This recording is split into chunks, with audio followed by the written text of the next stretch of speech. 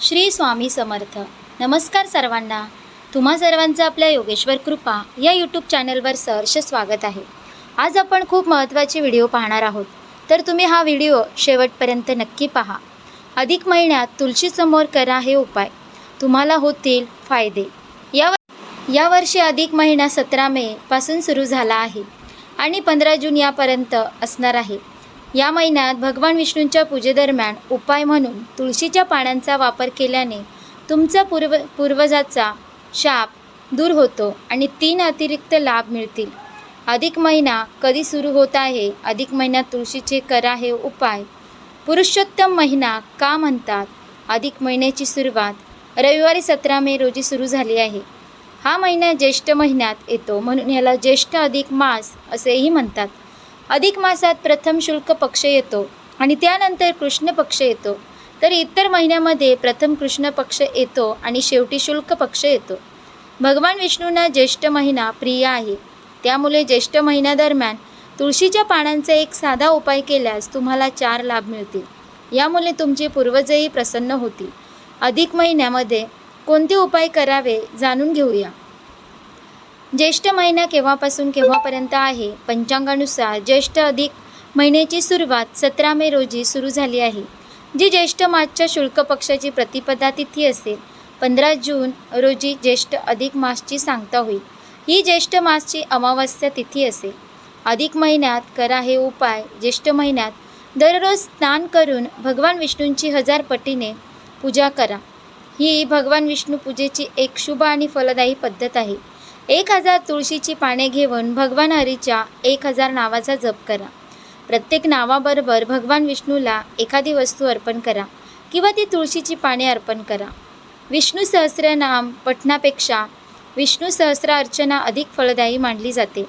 पठणांमध्ये तुम्ही फक्त नावाचा जप करता, तर सहस्र अर्चनामध्ये प्रत्येक नावाबरोबर भगवंताला तुळशीचे पान किंवा एखादी विशेष वस्तू अर्पण केली जाते.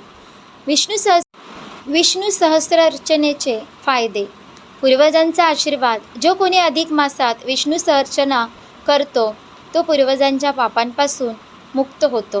त्याला त्याच्या पूर्वजांचा आशीर्वाद मिळतो, ज्यामुळे त्याची प्रगती होते आणि त्याला सुखी जीवन लाभते. पूर्वजांना मोक्ष मिळणे. विष्णू सहस्रर्चना केल्याने पूर्वजांना मोक्ष प्राप्त होतो. अशांत लोकांना भगवान हरींच्या कृपेने शांती मिळते. सुख शांतीसाठी उपाय. जीवनात सुख शांती आणि समृद्धीसाठी तुळशीच्या पानांनी श्री विष्णू सहस्रर्चना करावी.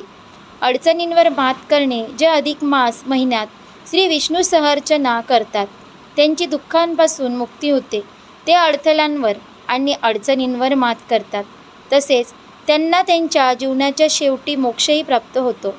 पुरुषोत्तम महिना का म्हणतात? पुराणांमध्ये अधिक मासाशी संबंधित एक कथा सांगितली आहे. नारद पुराणानुसार जेव्हा अधिक मासाची निर्मिती झाली, तेव्हा कोणत्याही देवाने त्याचा शासक होण्याची इच्छा व्यक्त केली नाही. सर्वांनी ते अशुभ मानले. यानंतर अधिक मास भगवान विष्णूंकडे गेली आणि तिने त्यांची मदत सांगितली. तेव्हा भगवान विष्णूंनी तिला स्वतःचे नाव देऊन पुरुषोत्तम मास असे संबोधले आणि तिचा विशेष आदर केला. अधिक मासाला पुरुषोत्तम मास का म्हणतात? भगवान विष्णूंची का केली जाते पूजा? सर्व महिन्यांमध्ये अधिक मास किंवा पुरुषोत्तम मास हा अत्यंत पवित्र आणि विशेष मानला जातो. हा महिना साधना, भक्ती, जप, तप, दान आणि आत्मचिंतनासाठी श्रेष्ठ मानला गेला आहे.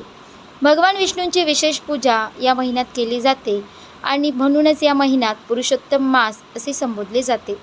अधिक मास म्हणजे काय? अधिक मासात भगवान विष्णूंची पूजा का करतात?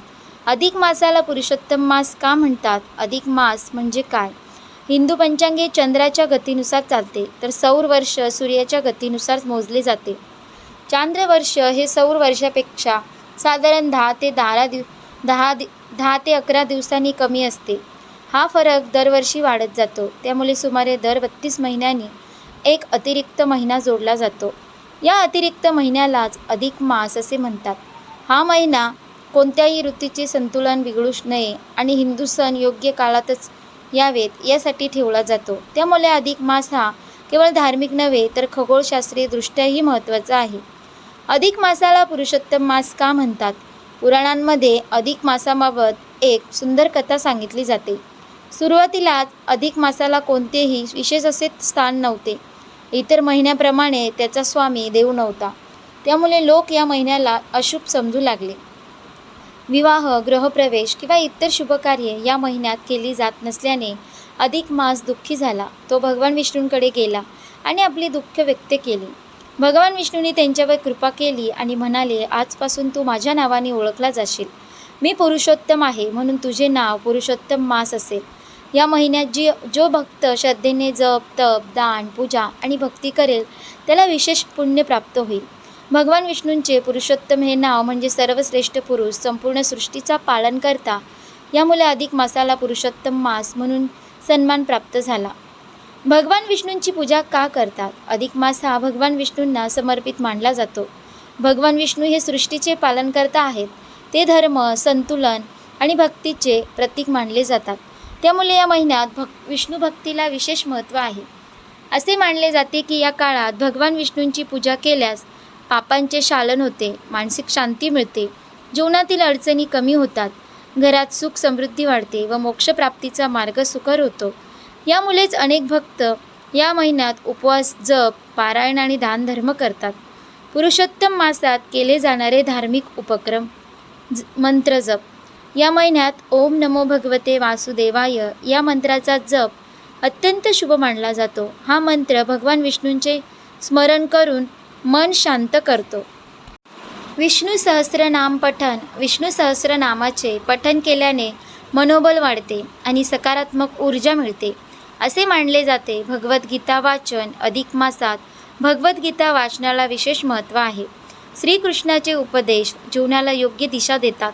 उपवास आणि एकादशी. या महिन्यातील एकादशी विशेष फळदायी मानली जाते. भक्त उपवास करून भगवान विष्णूंची आराधना करतात. दान धर्म. अन्नदान, वस्त्रदान, गोरगरिबांना मदत, धार्मिक ग्रंथांचे दान याला विशेष पुण्य प्राप्त होते. अधिक मासात शुभ कार्य का टाळतात? अधिक मास हा सांसारिक सुखापेक्षा आध्यात्मिक उन्नतीसाठी मानला जातो. त्यामुळे विवाह, गृहप्रवेश, वास्तुशांती, मुंज यांसारखी शुभकार्य सहसा केली जात नाहीत.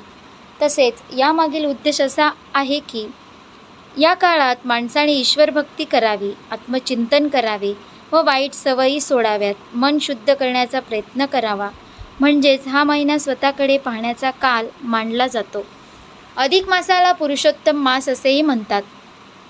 भगवान श्री विष्णू यांच्या आशीर्वादामुळे तसेच पुरुषोत्तम या नावामुळे इतर 12 महिन्यांपेक्षा तो अधिक तेजस्वी झाला.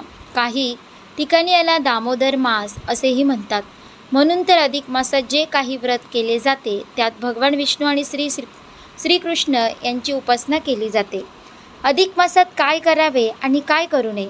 अधिक मासात विवाह, गृहप्रवेश, मौजी बंधन, बारसे यांसारखे शुभ आणि मंगळ कार्य केली जात नाहीत.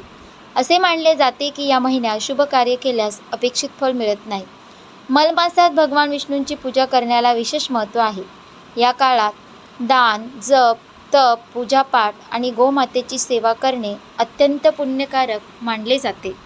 तसेच अधिक मासात रामायण, गीता यांसारख्या धार्मिक ग्रंथांचे दान करणेही अत्यंत शुभ मानले जाते. अशा प्रकारे आपण या व्हिडिओमध्ये पाहिलंच की अधिक महिन्यात तुळशीसमोर कोणते उपाय करावे, तसेच अधिक मास म्हणजे काय, अधिक मासात कोणती कार्य टाळावीत, कोणती कार्य करावीत, ही संपूर्ण माहिती आपण या व्हिडिओमध्ये पाहिली.